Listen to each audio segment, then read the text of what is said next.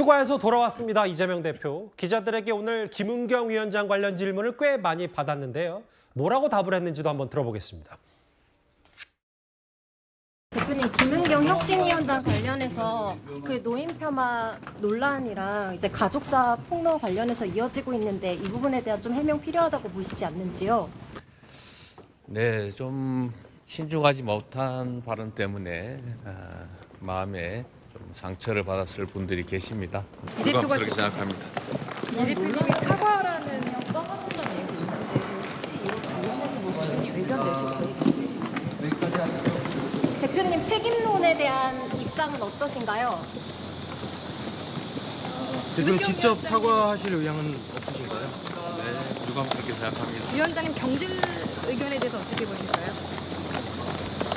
대표님도 노인회 방문하실 계획.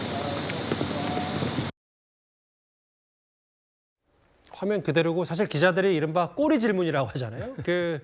김은경 위원장의 노인 폄하 발언에 대해서 유감 표명을 이재명 대표가 오늘 하긴 했는데 그 이후에 나오는 질문들이 책임론, 직접 사과, 경질 의견 이런 거에 대해서는 좀 말을 이재명 대표가 아꼈단 말이죠. 지난주가 이재명 대표 휴가 기간이었고 지난주 이 대표 휴가 기간에 이제 저 노인 비하 발언이 이제 일파만파 커지면서 노인회까지 찾아가서 김은경 혁신위원장이 사과하고 그 사과의 말미에 사과의 와중에 나왔던 발언이 또 이번 주말 겹치면서 가족사 논란으로 지금 커진 거 아니겠습니까? 그러면 물론 이제 오늘 그 기자들 질문에 간접적인 방식입니다만 유감스럽게 생각한다. 저건 아마 김은경 혁신위원장의 노인 비하 발언에 대해서 아마 간접적인 유감 표시를 한 것으로 해석이 됩니다. 예. 그러나 저게 이제 당 대표로서의 공식적이고 공개적인 사과로 보기엔 좀 아직은 좀 미흡해 보이고요. 그렇지만 저는 개인적으로 그 김은경 혁신위원장의 가족사에 대해서까지 뭐 이재명 대표가 지금 와서 뭐 어떤 이야기를 해명하거나 설명하거나 입장을 내놓을 수는 없겠습니다만은 기본적으로 혁신위원장의 거친 설화, 그다음에 발언 논란, 그리고 여러 가지 지금 이슈가 되면서 혁신위의 동력 자체가 완전히 소멸돼 버린 상황인데 그 혁신위를 꾸린 사람도 이재명 대표고 혁신위를 꾸리면서 혁신위원장으로 김은경 교수를 모셔온 사람도 이재명 대표입니다. 예. 그럼 저는 적어도 노인비라 발언에 대한 저게 간접적인 우회적 그 유감 표명뿐만이 아니라 적어도 혁신위원장 김은경 교수를 모셔왔고 혁신위를 꾸리고 자기 스스로가 혁신위의 활동에 대해서 공간을 열어줬던 당 대표로서의 저는 공개적인 입장 표명과 저는 사과와 유감 표명이 있어야 한다고 생각합니다. 예. 가족사와는 별개로 저는 그런 면에서 보면 아직도 이재명 대표가 혁신에 대해서는 가타부타 말을 못하고 있는 것인데 지금 제가 알기로 민주당 내 친명이든 비명은 친명은 친명대로 혁신위가 와서 더 오히려 정치적 부담만 커졌다. 비명은 비명대로 친명 호위 무사들 아니냐 이런 식의 지금 비판이 오가고 있는데 예. 이재명 대표가 좀 결자 해지를 해야 한다고 봅니다. 만든 사람도 이재명 대표고 데려온 사람도 이재명 대표이기 때문에 이 모든 논란을 저는 결자 해지 차원에서 본인이 책임을 지고 수습을 하든지 자르든지 아니면 어떻게든 유감 표명을 사과를 하든지 저는 지금 이 대목에서 이재명 대표에게 필요한 것은 혁신과 관련해서는 예. 결자 해지의 순간이 다가오고 있다. 또 필요하다 이렇게 말씀드립니다. 본인이 일을 벌렸으면 본인이 수습해야 된다 뭐 이 말씀하신 것 같은데 아예 장 외에서는요. 김은경 위원장을 향해서 혁신위원장 뭐 그것과는 별개로 교수직까지 내려놓은 이 발언도 촉구를 했습니다. 한국여교수 총연합회 임원들은 이렇듯 전방위적 비하성 발언으로 물의를 빚은 김은경 위원장을 규탄하며 교수직 사직을 촉구합니다. 학자로서의 최소한의 양심, 인격, 품위, 직업 소명을 망각한 김은경 위원장은 교수직을 내려놓고 정치를 하십시오. 더는 우리 교수 사회, 같은 동료 여교수들의 명예에 먹칠하지 말고 부끄러움을 느끼고 물러나십시오. 화면을 제가 좀 읽어보면 잇따른 망언의 교수 사회는 경악을 금할 수 없다.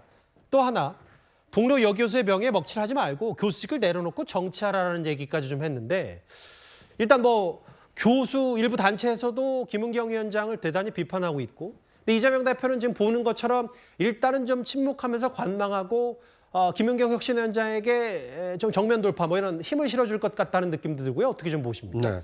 일단 뭐 거취에 대해서 전혀 언급을 안 하고 있는 것으로 봐서는 김은경 혁신위 체제를 바꿀 의향은 아직 없어 보입니다. 하지만 그럼에도 불구하고 지금 장외에서는 김은경 혁신위원장의 어떤 거취를 표명하라는 압박이 좀 거세지고 있지 않습니까? 시작은 발단은 노인을 폄하하는 듯한 발언으로 시작했습니다만 해명하는 과정에 이 교수라서 철이 없고 이 정치 언어를 몰라서 그렇게 얘기했다. 이렇게 해명을 했거든요. 그러다 보니까 그 해명 자체가 지금 저렇게 동료 여교수들로 하여금 이 분노를 촉발했고 동료 여교수의 명예를 훼손하지 말고 이제 그만두고 차라리 정치를 해라. 이렇게 지금 압박을 받고 있는 상황입니다. 예. 그러니까 김은경 혁신위원장은 민주당을 혁신하기 위해서 혁신위원장을 맡았습니다만 오히려 자신의 어떤 그 부적절한 발언으로 인해서 혁신의 대상이 돼 있는 상황입니다.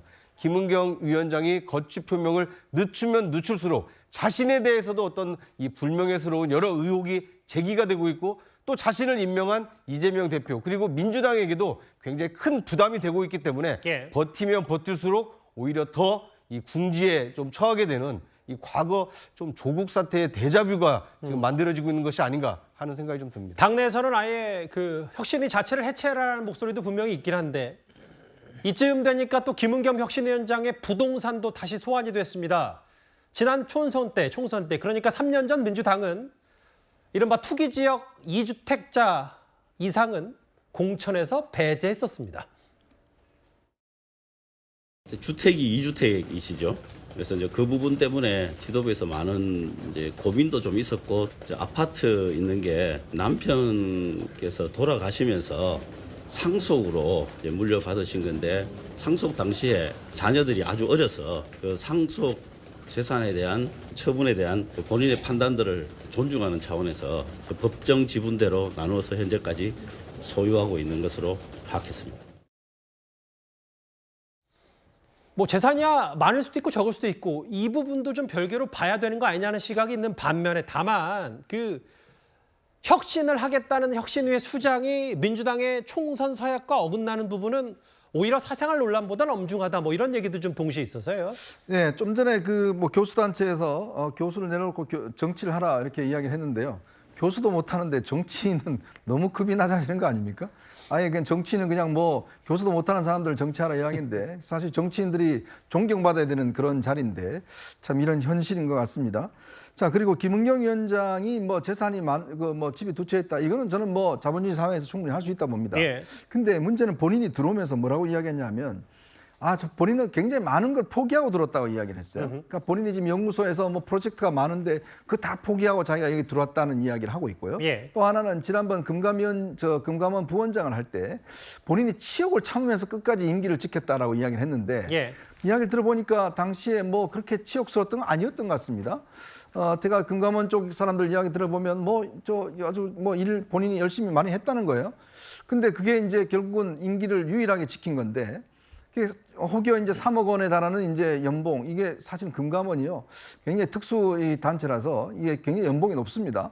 그러니까 부원장의 3억 연봉이 그게 뭐 해서 한 게 아니냐 이런 이야기도 나올 수 있는 거고. 그러니까 본인 보면 뭔가 본인은 많은 걸 포기하고 이 혁신위원장 하는 것 같은 저는 보였는데 알고 봤더니 뭐 포기한 게 별로 없어요. 지금 보면 뭐 집도 방배동에 뭐 2층짜리 빌라도 있고 또 이 반포에 정말 유명한 아파트가 있습니다. 굉장히 고급스러운 아파트인데 그것도 소유하고 있고 등등.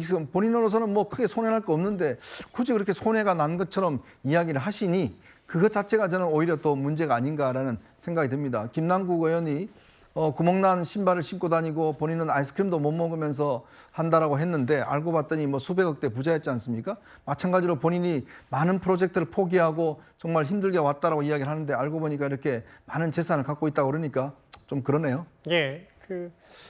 상속받은 것뿐이다. 그게 뭐 2주택자를 노리고 된 게 아니라 여러 가지 당시에는 사연이 있었다라는 게 김은경 위원장 얘기인데 그러니까 아까 설 변호사님 이번 주제 정리하면서 이런 것 같아요.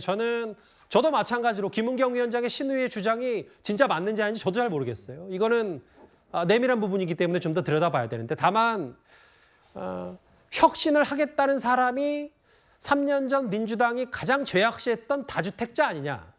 이거는 아예 위원장 임명될 전부터 뭔가 좀 현미경 검증이 필요하지 않았냐. 어떤 이유에서든지.